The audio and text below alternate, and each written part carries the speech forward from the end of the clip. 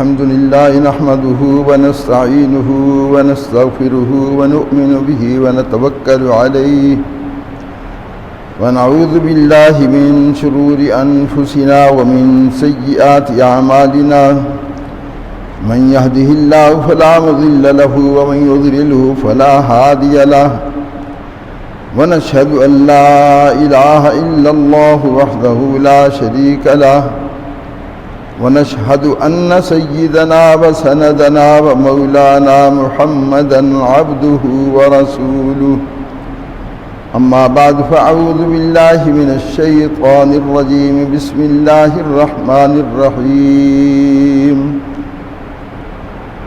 وإذا حييتم بتحية فحيوا بأحسن منها أو ردوها إن الله كان على كل شيء حسيبا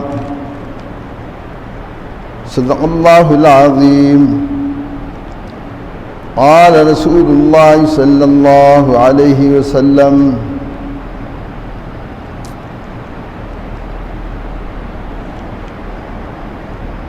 لا تدخلوا الجنة حتى تؤمنوا ولا تؤمنوا حتى تحابوا أولا أدلكم على شيء إذا فعلتموه تحاببتم أفشوا السلام بينكم أو كما قال عليه الصلاة والسلام.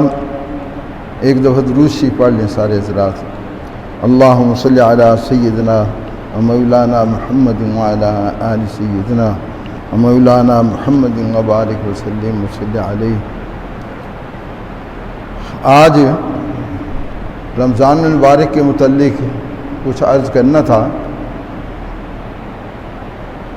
اور وہ بعد میں تھوڑا سا اس کے متعلق بیان ہوگا.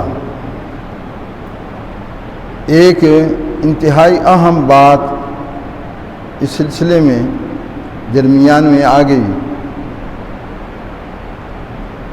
پچھلی دفعہ یہاں جماعت بھی آئی ہوئی تھی. ان میں سے ایک آدمی نے ایک کمی محسوس کی. وہ یہ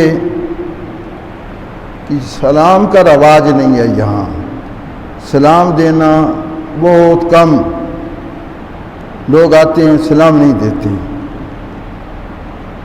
سلام کے متعلق آج کچھ عرض کرنا ہے. اسلام سے قبل جاہلیت کے زمانہ میں بھی ایک دوسرے سے مل کر کچھ الفاظ ادا کرتے تھے. مثال کے طور پر حیاک اللہ یہ لفظ استعمال کرتے تھے. انعم اللہ صباحا اس قسم کے الفاظ استعمال کرتے تھے. دوسرے مذاہب اور دوسرے ملکوں کے اندر جہاں انگریزی بولتے ہیں وہاں بھی کوئی نہ کوئی لفظ ضرور بولتے ہیں. جیسے صبح کے وقت گڈ مارننگ, شام کے وقت گڈ ایوننگ, رات کے وقت گڈ نائٹ. ویسے ایک دوسرے سے ملنا بائی بائی بائی بائی. اگر دیکھا جائے تو اس کی کوئی خاص معانی نہیں بنتے. اسلام نے بڑے جامع الفاظ ہمیں عطا کیے اور بڑی بہترین دعا ہمیں عطا کی, یعنی ہمیں سکھائی. اور وہ یہ ہے کہ ہم کوئی اور لفظ نہ بولیں, چاہے رات ہو, چاہے شام ہو, چاہے صبح ہو, کوئی وقت بھی ہو. ایک لفظ اور اس کو عام کرنے کا حکم دیا گیا.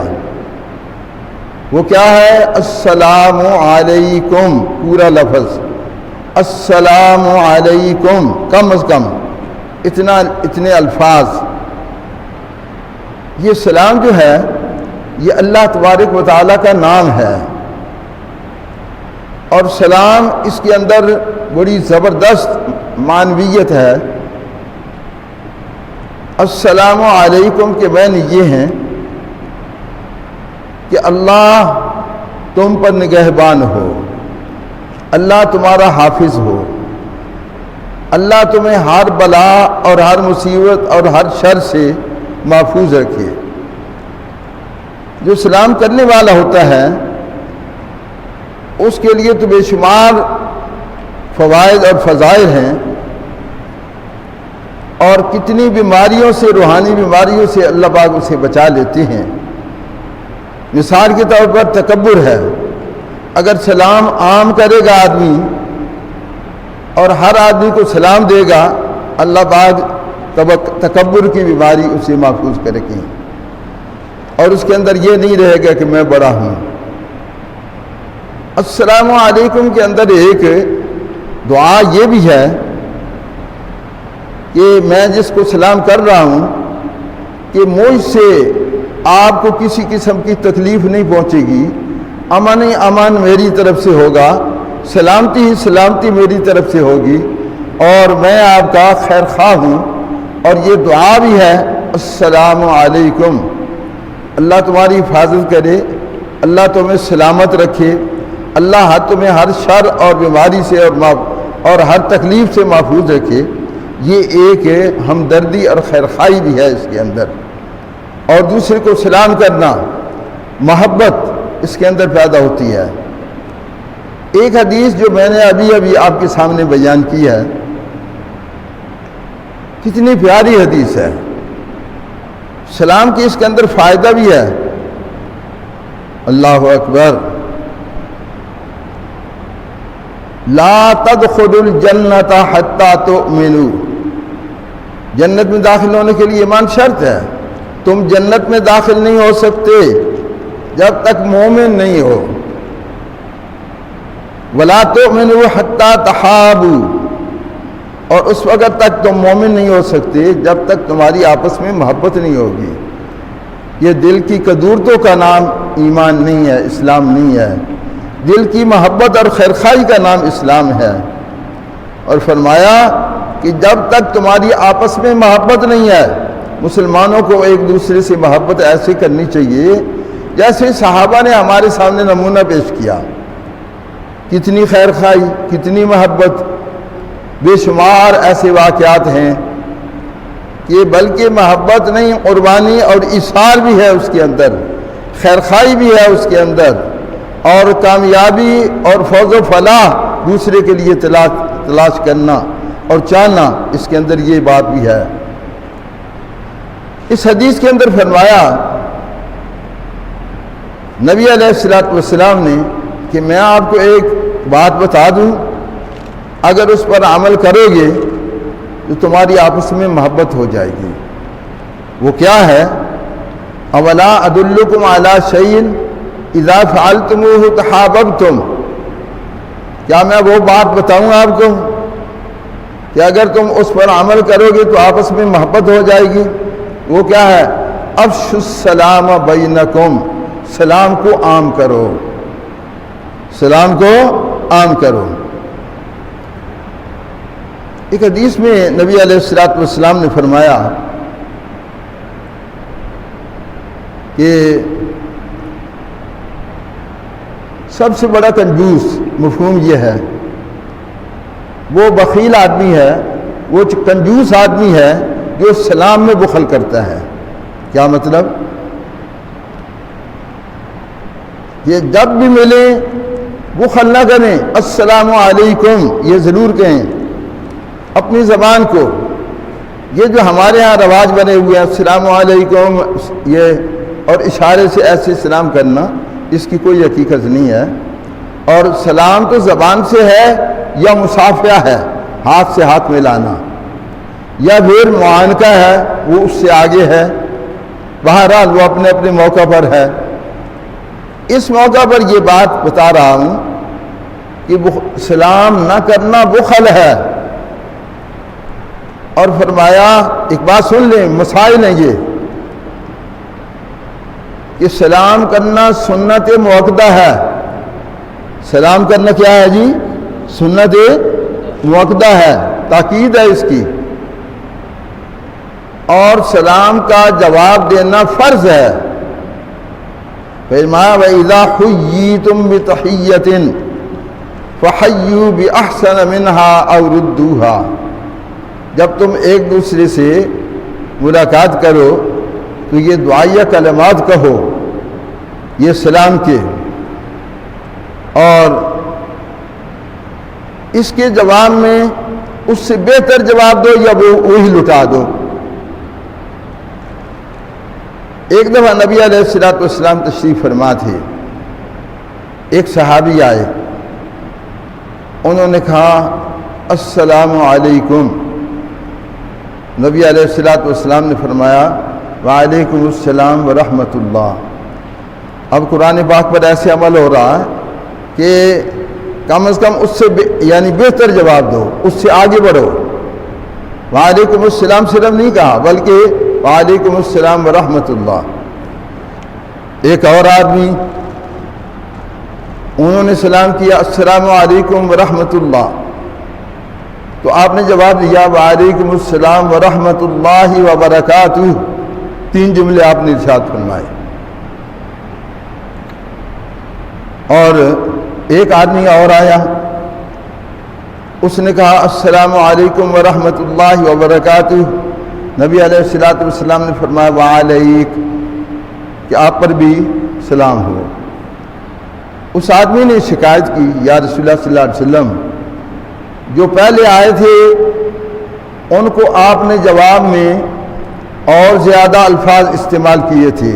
جس نے کہا تھا السلام علیکم، آپ نے فرمایا وعلیکم السلام ورحمۃ اللہ۔ ایک آدمی نے کہا السلام علیکم ورحمۃ اللہ، آپ نے فرمایا وعلیکم السلام ورحمۃ اللہ وبرکاتہ۔ میں نے تینوں الفاظ بولے، آپ نے اس کے جواب میں کوئی اضافہ نہیں فرمایا بلکہ وعلیک فرمایا یا وعلیکم، یہ اتنا جواب دینا، یہ ارشاد فرمایا۔ آپ نے فرمایا کہ سلام یہ 3 الفاظ پر ختم ہو جاتا ہے، السلام علیکم ورحمۃ اللہ وبرکاتہ، اس سے آگے نہیں۔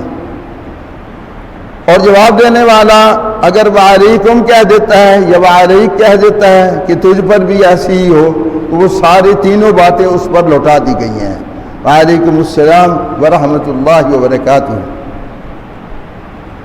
اور یہ میں نے آپ کو پہلے بھی بتایا کہ سلام کرنا سنت مؤکدہ ہے اور جواب دینا فرض ہے۔ بعض نے واجب لکھا ہے، بعض نے فرض لکھا ہے۔ فرض ہے اس کا جواب دینا۔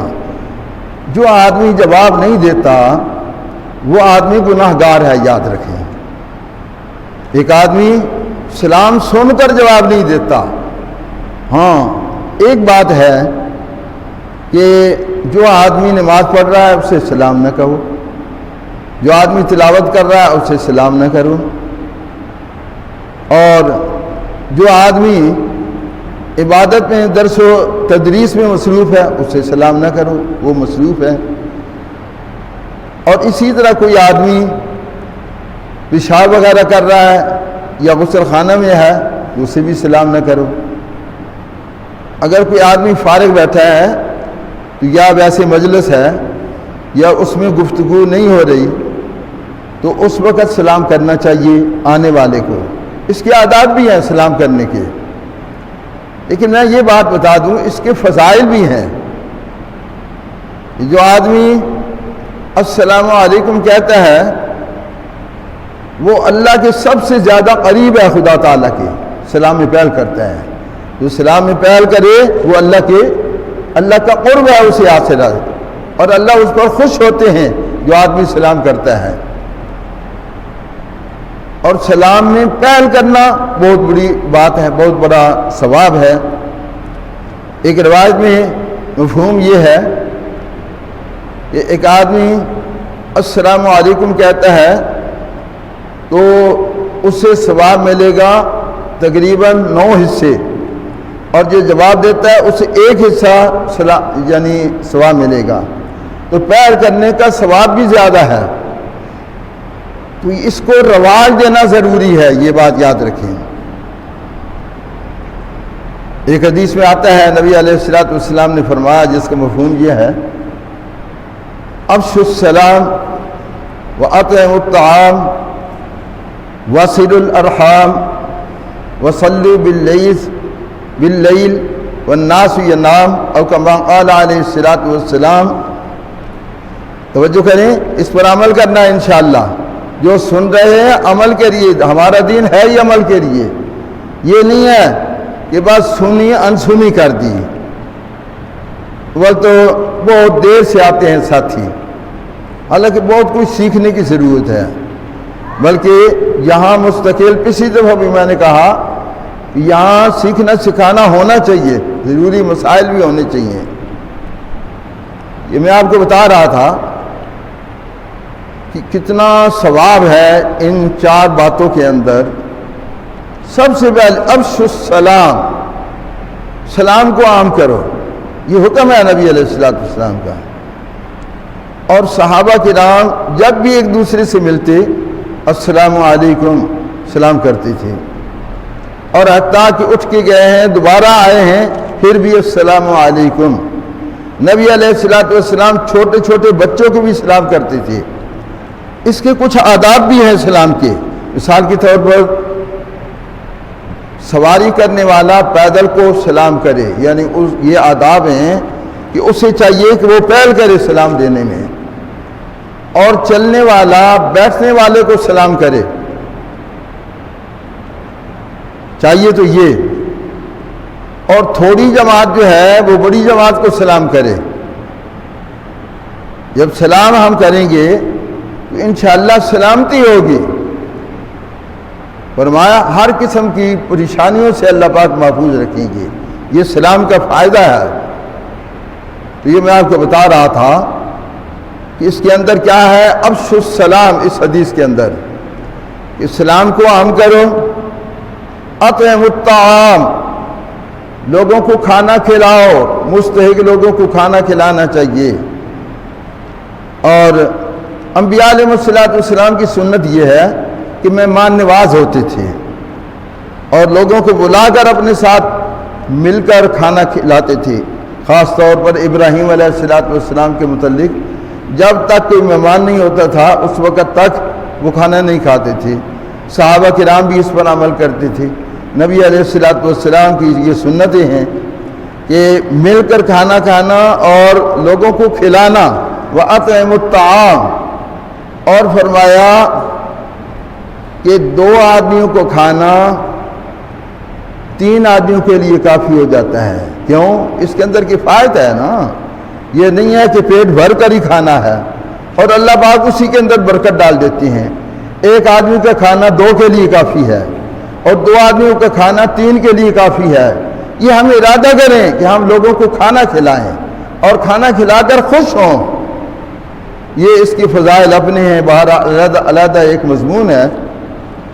تیسری چیز واصل الارحام، رشتہ داروں کے ساتھ جوڑ کر رکھو، اچھے تعلقات بناؤ، رشتہ داروں کو پہل کرو سلام کرنے میں، ان کے اندر آنا جانا، ان کو تحفے اور ہدیے دینا، اور ان کے ساتھ محبت اور خیرخواہی کرنا، ان کا معاون بننا، ان کی مدد کرنا، یہ جذبہ ہونا چاہیے۔ وَصَلُّوا بِاللَّيْلِ وَالنَّاسُ يَنَامُ، چوتھی صفت، رات لوگ سوئے ہوئے ہوں اٹھ کر نماز پڑھیں۔ کیا مطلب؟ تہجد کی نماز۔ اس کا فائدہ کیا ہوگا؟ تدخلوا الجنۃ بسلام، سلامتی کے ساتھ جنت میں داخل ہو جاؤ گے۔ اللہ ہمیں یہ سلام کو، وہی سلام کریں گے نا آئندہ، ہر آدمی سلام کرے گا نا؟ ہاں جی، جواب دینا جی، سلام کریں گے انشاءاللہ، سلام کو عام کریں گے، سلام میں پہل کریں گے نا انشاءاللہ۔ اور السلام علیکم پورا لفظ یہ ادا کرنا، یہ اس کا بہت بڑا اجر ہے، بہت بڑا فائدہ ہے، آپس میں محبت ہے اور اس پر عمل ہے۔ جماعت والے ساتھی باہر سے آئے ہوئے، خیر ان کا صوبہ جو ہے وہ میں سمجھتا ہوں کہ نمازی بھی زیادہ ہیں اور مہمان نواز بھی ادھر زیادہ ہیں۔ یہ بات جو ابھی ان باتوں کے اندر وہ عمل کرنے میں آگے ہیں ہم سے، ان میں سے ایک آدمی نے کہا تھا کہ یہاں رواج نہیں ہے سلام کرنے کا، ایک دوسرے سے ملتے ہیں عام طور پر، جماعت بیٹھی ہے بالفرض یا لوگ بیٹھے ہیں، آنے والے کو چاہیے کہ السلام علیکم۔ ٹھیک ہے، اگر وہ تعلیم میں مصروف ہے پھر سلام کرنے کی ضرورت نہیں ہے، بیٹھ جائیں اور جب فارغ ہوں تو ان کو سلام کریں، سلام کرنا چاہیے، یہ بات بڑی ضروری ہے۔ اللہ ہمیں عمل کی توفیق عطا فرمائے۔ اور اس میں رمضان المبارک اس کی تیاری کے لیے آپ نوجوان اور بڑے بچے اور بڑے آدمی جو بھی بیٹھے ہیں، یہ 12 چیزیں ہیں رمضان مبارک میں، ہر آدمی اس پر عمل کرنے کی کوشش کرے۔ یہ میں آپ کو بتا دیتا ہوں بھائی، یہ ہمیں ناقدری نہیں کرنی چاہیے رمضان مبارک کی، بلکہ خوشی ہونی چاہیے، محسوس ہونا چاہیے کہ سیزن آ گیا ہے نیکیوں کا، اللہ کی رحمتوں کا سیزن آ گیا ہے، اللہ کی رحمتیں برس رہی ہیں، اور اس سے آپ فائدہ اٹھائیں۔ کہیں ایسا نہ ہو کہ دریا بہہ رہا ہے اور آدمی پاس بیٹھا ہوا پیاسا مر جائے، کہیں ایسا نہ ہو۔ اللہ کی رحمتیں پانی کی طرح، بارش کی طرح برس رہی ہیں اور ہم محروم نہ رہ جائیں۔ ان باتوں پر عمل کرنے کی ضرورت ہے۔ میں ابھی آپ کو بتا دیتا ہوں۔ نمبر 1، صدق دل سے، توجہ سے بھائی، صدق دل سے تمام گناہوں سے توبہ کرے اور کثرت سے توبہ اور استغفار کا اہتمام کرے۔ ایک تو سچے دل سے توبہ کرے، یا اللہ جو میں نے گناہ کیے معاف فرما دے، اللہ بڑا غفور رحیم ہے، معاف کرنے والا ہے۔ پھر توبہ کے متعلق بھی میں انشاءاللہ رمضان مبارک میں مزید عرض کروں گا کہ توبہ کس کو کہتے ہیں، اس کی تعریف کیا ہے اور کیسے توبہ کرنی ہے۔ دوسری چیز، روزہ رکھنے کا پورا اہتمام کرے، بلا عذر شرعی ترک نہ کرے۔ یہ جتنے آپ آتے سن رہے ہیں بھائی، سنتیں بعد میں پڑھنا، یہ باتیں سن لیں ذرا توجہ سے، رمضان مبارک آ رہا ہے۔ کوئی آدمی روزہ چھوڑے نہیں، بہانہ نہ بنائے کہ میں دکاندار ہوں، میں جناب مزدوری کرتا ہوں، اور میں جناب کھیتی باڑی کرتا ہوں، مجھ سے روزے نہیں رکھے جاتے۔ یہ اتنا بڑا نقصان ہے جس کی حد نہیں ہے، اتنا بڑا نقصان ہے، اور اس کے لیے بربادی ہی بربادی ہے، تباہی تباہی ہے جو آدمی بغیر شرعی عذر کے روزہ چھوڑ دے۔ روزہ رکھنے کا ہر آدمی اہتمام کرے۔ روزہ میں آنکھ، کان، ناک، زبان، دل، دماغ اور تمام اعضاء کو ہر گناہوں سے بچائے۔ اکھاں نو بھی بچائے، زبان نو بھی بچائے، کناں نو بھی بچائے، دل نو بھی بچائے، ہر عضو نو گناہاں تو بچائے، گناہوں سے بچائے۔ یہ ضروری ہے، یہ رمضان مبارک میں اس کا اہتمام کرنا ہے۔ نمبر 4، نماز با جماعت مکمل اہتمام کرے۔ ہر آدمی ارادہ کر لے میں انشاءاللہ با جماعت نماز ادا کرنی ہے، اور 5 نمازیں ادا کرنی ہے جماعت سے، اور جماعت سے نماز پڑھنا سنت مؤکدہ ہے، یہ بات یاد رکھیں۔ ہاں، بہانہ بنا کر جماعت نہ چھوڑیں، جماعت چھوڑیں گے تو گناہ گار ہوگا آدمی۔ ہمارے حنفیوں کے نزدیک سنت مؤکدہ ہے، اور حنبلیوں کے نزدیک یہاں تک سنا ہے کہ واجب ہے جماعت سے نماز پڑھنا۔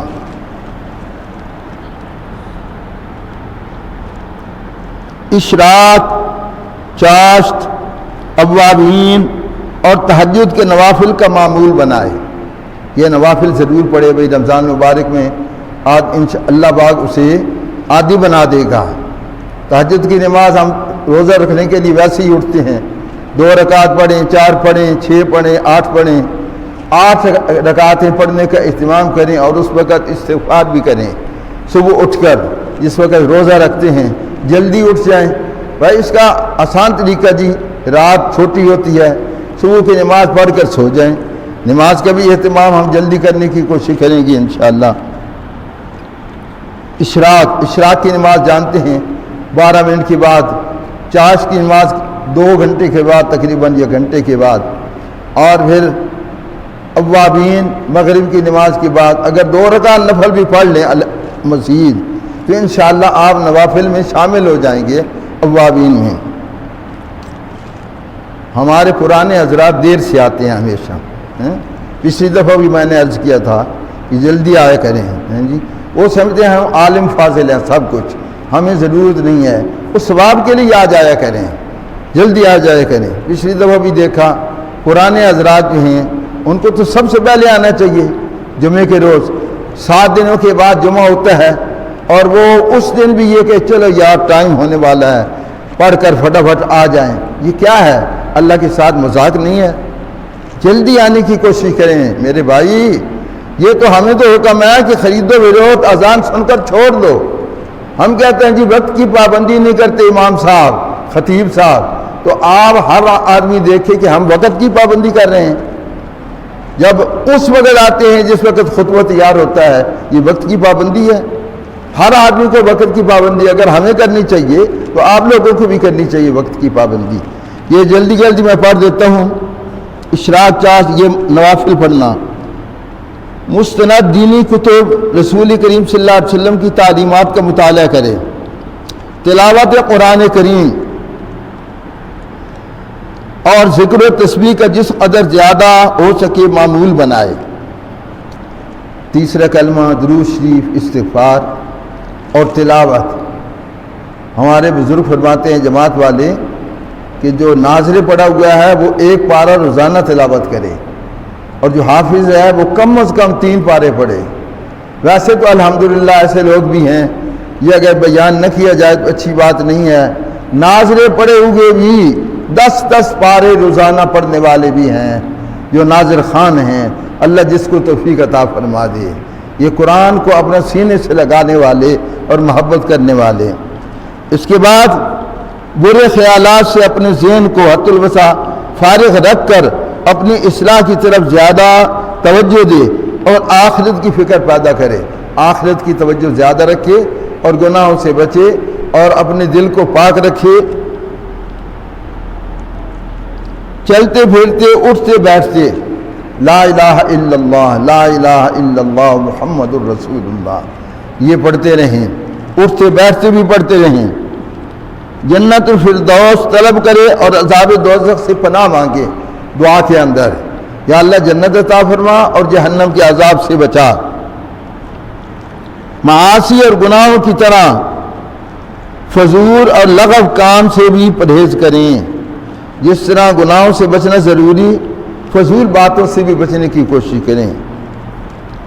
اپنے لیے، اپنے اعزاء و اقارب کے علاوہ تمام مسلمانوں کے لیے ان کے جائز مقاصد میں کامیابی کے ساتھ خاتمہ بالخیر کی دعا کرتا رہے۔ یا اللہ میرا موت کے وقت کلمے کے ساتھ خاتمہ ہو اور میرے سارے رشتہ داروں کا خاتمہ بھی اچھا ہو اور ان کے جائز مقاصد اللہ پاک پورے فرمائے۔ خیر خواہی اور دعا کرنا یہ دعا قبول ہونے کا مہینہ ہے۔ اللہ تعالی ہم سب کو اس دستور العمل پر عمل کرنے کی توفیق عطا فرمائیں۔ یہ 12 چیزیں میں نے آپ کو بتائی ہیں، انشاءاللہ عمل کریں گے، اور اگر نہیں پتا تو یہ دوبارہ پڑھ لینا اور ابھی سے ارادہ کر لیں کہ انشاءاللہ ہم عمل کریں گے۔